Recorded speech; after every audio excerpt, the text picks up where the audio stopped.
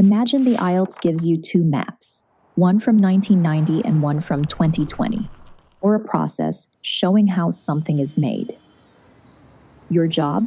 Describe the journey of change and process, clearly, accurately, and like a true data storyteller. Let's break it down, step by step. You're watching IELTS with Quizlet.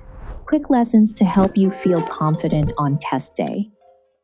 Before we jump through time, here's your mission. Learn the verbs, grammar, and sequencing signals that help you describe maps, changes across time, or even the stages of a process. Map tasks usually show how a place has changed over time. Your role is to highlight those changes accurately and logically, just like a historian documenting progress through time. Think of change verbs as your tools.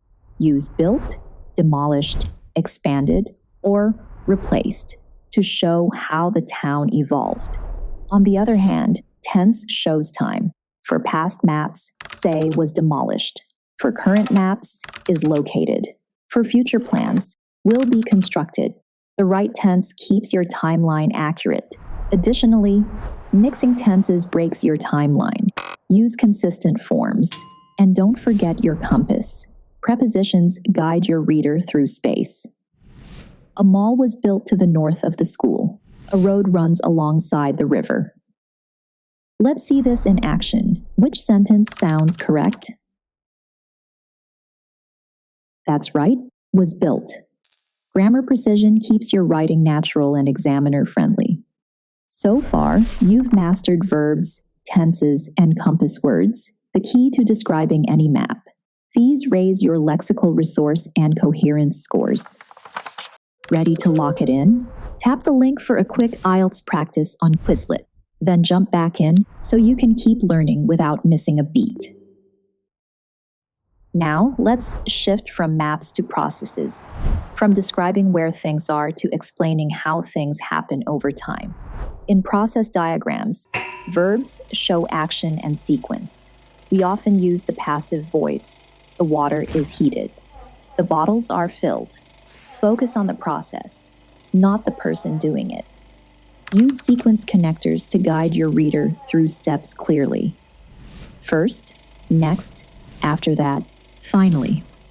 They make your writing flow like a continuous process, not a list of actions. More importantly, be consistent with voice. Switching between active and passive can confuse the reader and lower coherence. For processes, passive voice keeps focus on the action, not the actor.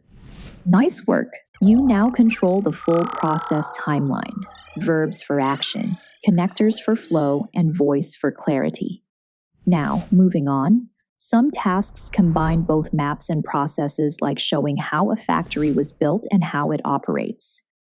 Once you know your verbs and sequence rules, you can handle both with confidence. Mission complete. For a recap, you've traveled through time, mastered verbs, tenses, and sequences. The keys to clear, high-scoring IELTS Writing Task 1 reports. Keep learning. Visit our IELTS Study Hub for practice tests, flashcards, and study guides to get you ready for test day.